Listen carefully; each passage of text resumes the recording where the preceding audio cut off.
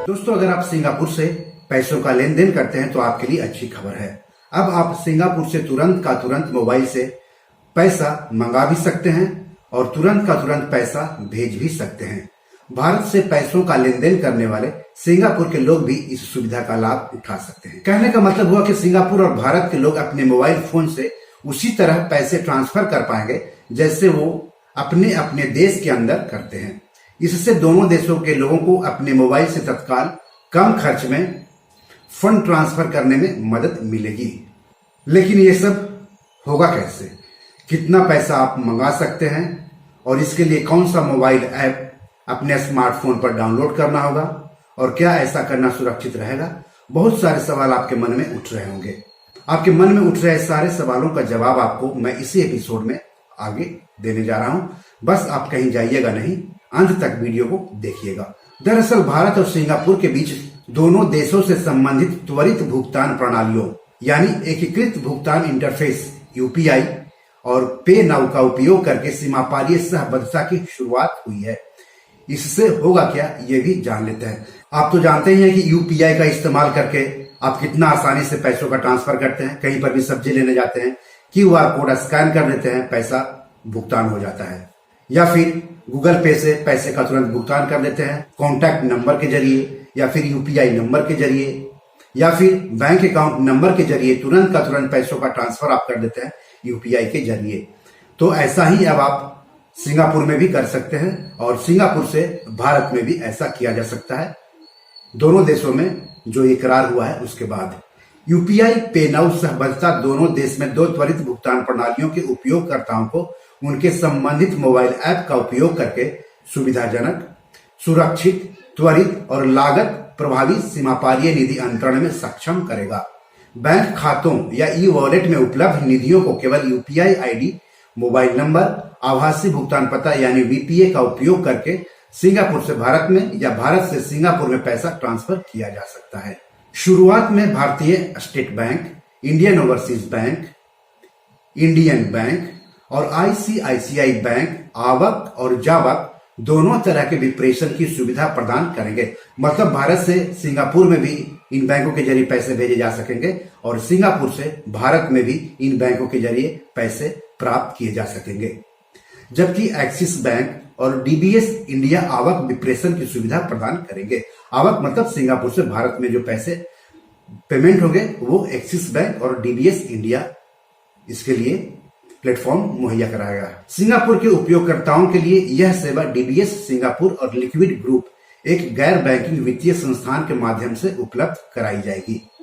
समय के साथ अधिक संख्या में बैंकों को सहबद्धता में शामिल किया जाएगा। यानी फिलहाल इन बैंकों के जरिए ही पैसे भेजे जा सकेंगे और पैसे प्राप्त किए जा सकेंगे। ऊपर जिन सहभागी बैंकों का जिक्र किया गया है उनके ग्राहक बैंक के मोबाइल बैंकिंग ऐप या इंटरनेट बैंकिंग का उपयोग करके सिंगापुर के लिए सीमापारीय विप्रेषण कर सकते हैं। विप्रेषण को अंग्रेजी में रेमिटेंस कहते हैं, यानी पैसे को एक देश से दूसरे देश में भेजना। शुरुआत में एक भारतीय उपयोगकर्ता एक दिन में 60,000 रुपये यानी लगभग 1,000 सिंगापुर डॉलर के बराबर तक विप्रेषित कर सकता है। लेन देन करते समय प्रणाली उपयोगकर्ता की सुविधा के लिए गतिशील रूप से दोनों मुद्राओं में राशि की गणना करेगी और उसे प्रदर्शित करेगी। यानी एक दिन में आप 60,000 रुपये यानी 1,000 सिंगापुर डॉलर ही भारत से सिंगापुर या सिंगापुर से भारत भेज सकते हैं तुरंत का तुरंत मोबाइल ऐप के जरिए, यूपीआई के जरिए। इसके अलावा भी आपके मन में कई सारे सवाल उठ सकते हैं। तो क्या सवाल मन में उठ रहे हैं, उसका जवाब क्या होगा ये भी जान लीजिए। पहला सवाल ये उठ सकता है कि यूपीआई पे नाउ लिंकेज के माध्यम से भारत और सिंगापुर के बीच प्रेषण लेन देन कौन कर सकता है? तो भारत और सिंगापुर में प्रतिभागी बैंकों और वित्तीय संस्थानों के खाता धारक यूपीआई पे नाउ लिंकेज के माध्यम से सीमा पार प्रेषण लेन देन कर सकते हैं। दूसरा सवाल उठ सकता है कि यूपीआई पे नाउ लिंकेज के माध्यम से प्रेषण प्राप्त करने के लिए भारत में कौन से भाग लेने वाले बैंक हैं?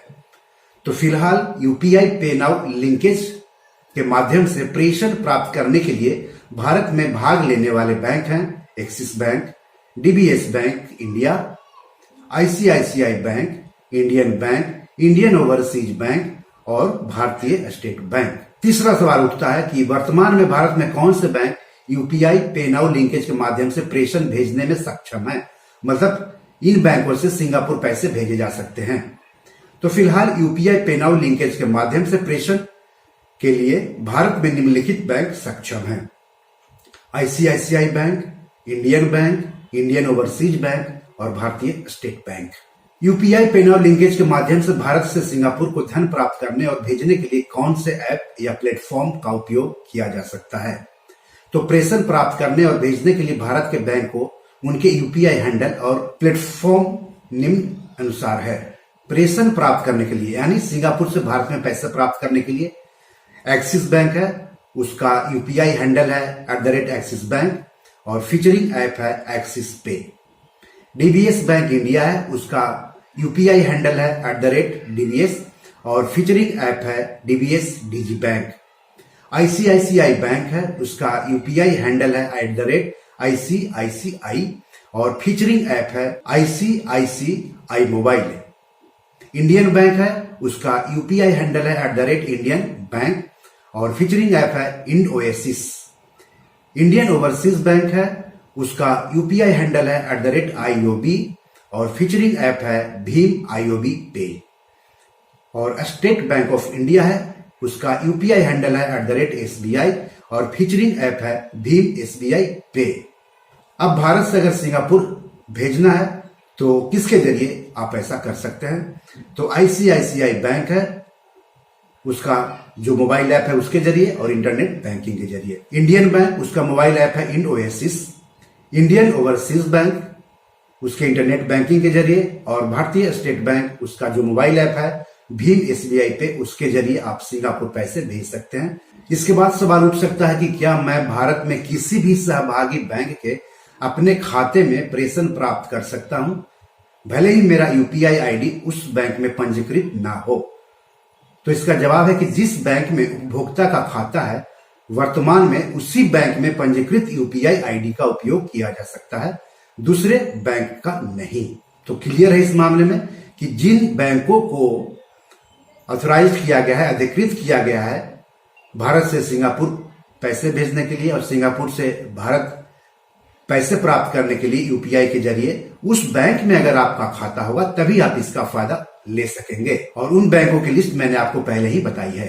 अगला सवाल उठ सकता है कि क्या यूपीआई पे नाउ लिंकेज के माध्यम से सीमा पार प्रेषण लेन देन करने के लिए कोई लेन देन सीमा भी है क्या?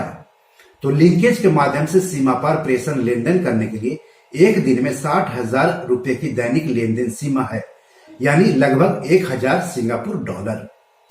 अगला सवाल उठ सकता है कि किन उद्देश्यों के लिए प्रेषण दोनों ओर से भेजे या प्राप्त किए जा सकते हैं? तो फिलहाल विदेश में रिश्तेदारों के रख रखाव, यानी अगर विदेश में आपके बच्चे पढ़ रहे हों तो उनके लिए पैसे भेजने के लिए, या फिर कोई बुजुर्ग वहां पर आपका है तो उनके लिए पैसे भेजने के लिए, और उपहार के प्रयोजनों के लिए केवल व्यक्तियों से व्यक्ति यानी P2P प्रेषण की ही अनुमति है, यानी कोई खरीदारी की अनुमति नहीं है। अगर आपके कोई वहां पर रहते हैं, उनको पैसे की जरूरत है तो आप यूपीआई के जरिए उनको पैसे भेज सकते हैं, या फिर उनको गिफ्ट देना हो तो आप उनको गिफ्ट दे सकते हैं, लेकिन बिजनेस के लिए नहीं है, कोई खरीदारी के लिए नहीं है।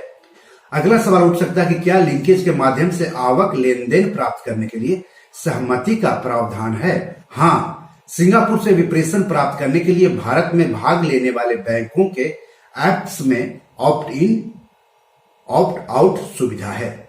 अगला सवाल उठ सकता है कि इस लिंकेज का उपयोग करके लेन देन करने में कितना समय लगेगा?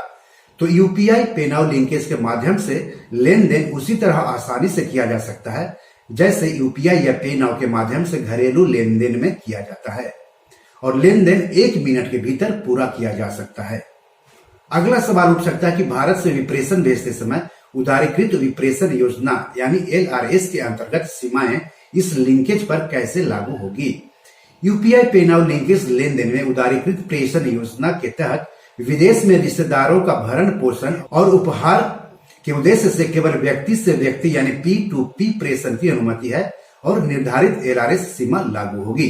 अगला सवाल है, क्या यूपीआई पे नाउ लिंकेज अन्य भारतीय बैंकों या वित्तीय संस्थानों को शामिल करेगा? हाँ, आगे चलकर यूपीआई पे नाउ लिंकेज से भारत में और अधिक बैंकों और वित्तीय संस्थानों को शामिल करने की उम्मीद की जा सकती है। अगला सवाल उठेगा कि मैं कब से अपने यूपीआई ऐप के माध्यम से यूपीआई पे नाउ लिंकेज का उपयोग करके वित्तीय लेन देन कर सकता हूं।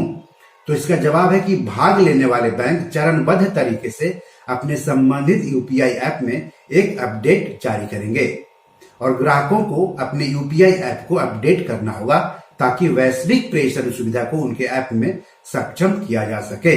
तो इस तरह से भारत से सिंगापुर और सिंगापुर से भारत पैसे भेजने वालों के लिए अच्छी खबर है। अब पलक झपकते ही यूपीआई के माध्यम से आप भारत से सिंगापुर पैसे भेज सकते हैं और सिंगापुर से भारत पैसे प्राप्त कर सकते हैं यूपीआई के जरिए। तो बी और मनी मैनेजर में आज इतना ही। धन्यवाद, नमस्कार।